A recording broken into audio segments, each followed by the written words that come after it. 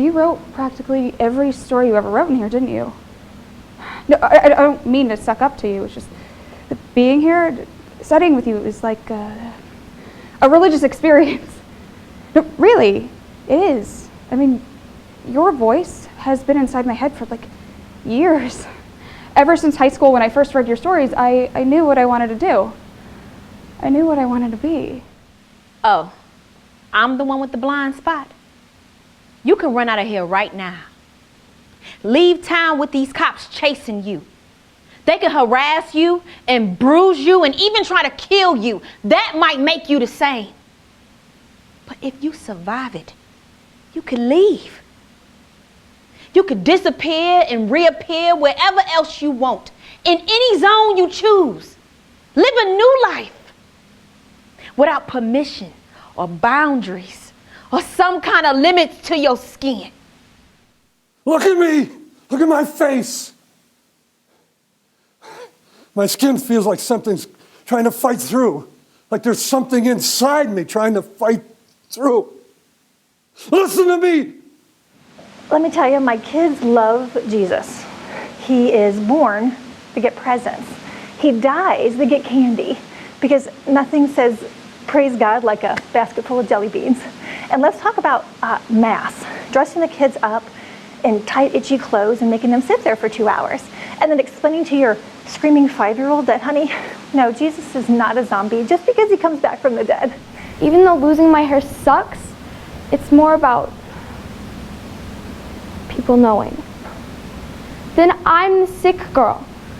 I want things to be how they used to be, when I'd not keep things from my best friends and try out for track and take Gwenny down when she least expects it. But now when I go to school, instead of everybody seeing me, they're gonna see cancer. I'm going to be the sick girl, and I'm so much more than that. Am I quoting you right now? Did you write that somewhere? Because what you've done to me, you've infected my brain, so I can't tell where you end and I begin. But you didn't want me, so I gave myself to Michael, and he left. And I gave myself to my child, and she died. So, I'm back to Michael. Believe it or not, sometimes my life sucks beyond the telling of it. And I don't understand why me trying to kill myself makes you want to buy me new clothes and clean my apartment. Buying new clothes doesn't fix clinical depression. Then my mom yelled at him and he started crying about his dad or whatever and stopped drawing circles permanently.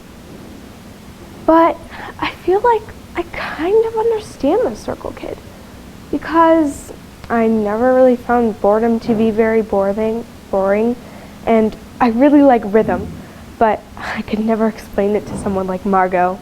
Any woman with a breath in her body. You dig? So what I need you to do is go stand in that corner with your silly thinking self and figure out a way to forgive yourself for disrespecting me and thinking you can change me. Because like I told you, baby, when you met me, I'm a player. Am I sorry for what I did? Not a day goes by and I don't think of that young kid. I want to sit him down and talk to him, but I can't. Rehabilitated. You go ahead and stamp your form, Sonny. Because to tell you the truth, I don't give a crap. Bores you. Bores you. Bores you. Christ almighty, try working for you for a living. The talking. Jesus Christ, won't he ever shut up? Titanic self-absorption of the man. You stand there trying to look so deep. The Grim Reaper, he just comes along one day and says, hey, and the next thing you know, your heart explodes inside your chest. Bang. You don't even see it coming. I'm sorry. I don't want to be a leader. That is not my business. I should like to help everyone if possible. Jew, gentle, black man, white. We all want to help one another. I'm sorry. I have to say this. because I don't know if I'll ever see you again. I was an orphan. I grew up in Pennsylvania in a whorehouse. I read about Milton Hershey in his school and Coronado magazine or some other crap the girls left by the toilet. The walls of hate, the walls of greed, the walls of racism. We let little machines control and navigate our lives. Communication is no longer one-on-one, it's mechanical. How can I say that? I can say that because I know him, all of him. And you can't just drop someone you love simply because you see the part of them you don't like come out. Oh yeah, I guess all you were able to see last night was a man throwing things in a rage. Well, son, I tell you, life for me ain't been no crystal stair. It's had its tacks in it, and splinters, and boards torn up, and places with no carpet on the floor, just bare. But all the time, I've been a-climbing on. From the oldest of times, people dance for a number of reasons. They dance in prayer, or so that the crops would be plentiful, or so that their hunt would be good. And they dance to stay physically fit and show their community spirit. And that is the dancing that we're talking about. And my mother was sobbing, and I asked her what happened to Clarissa, and she said, well, she didn't. She wouldn't even look at me. And no one ever said anything, but I knew what they were thinking. That I killed her. And they never told me they loved me. Ever again. I laid down and I looked up at the clouds, and I thought I saw your profile for a second, and I didn't exactly ask God to kill me. Well, the thing is, I don't believe in God, so I had to use your God. So I laid down and I said out loud, "Dear Sterling's God, if you feel it is at all appropriate to take my Becky Thurman's life, please feel free to send a coral snake to come and bite me, preferably near a vein, so it won't take too long." Aren't I supposed to have any patience to reach the end of, Mother? You think I'm crazy about the warehouse? You think I'm in love with the Continental shoemakers? You think I want to spend 55 years of my life down there in that Celotex interior, fluorescent tubes? Look, I'd rather someone picked up a crowbar and battered out my brains than go back mornings. She knew. She did nothing. But she loved me? If that's love, then that's something I don't need. I don't want it. Yeah. A mother's love, huh? That's something I would never know. I may be a lot of things, but I'm not that. And I'm not trying to take away from anything that I did all those years ago. It was such a stupid thing that I did, but what do you want me to say? I was young and stupid. Father O'Rourke tells him the whole story. Wants to know, is gossiping a sin? Could that hand have been the hand of God Almighty pointing down at me? Do I need your forgiveness? Did I do something wrong? Yes, said the old priest. You ignorant, poorly brought up female. You've cast false witness against your neighbor. You've played fast and loose with this man's reputation.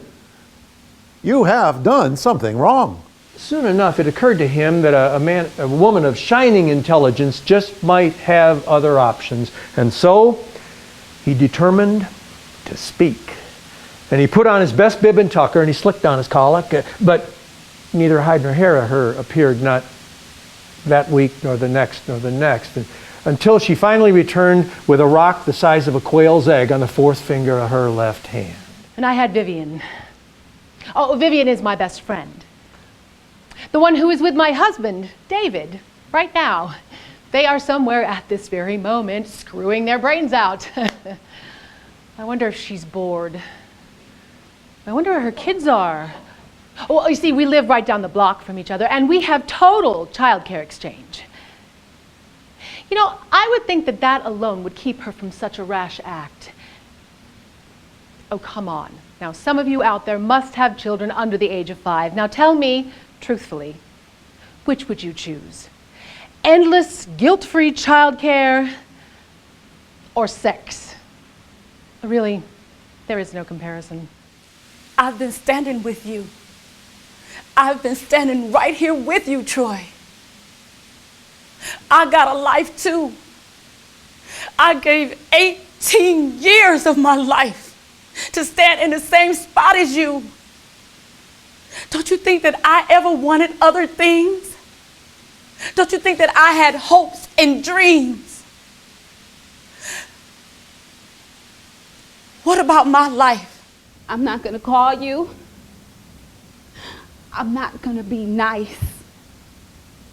I'm gonna raise my voice.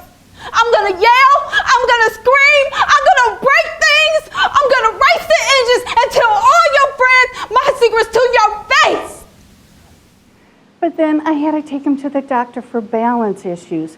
But instead, he bragged about, I've never smoked, I don't drink, I have a girlfriend.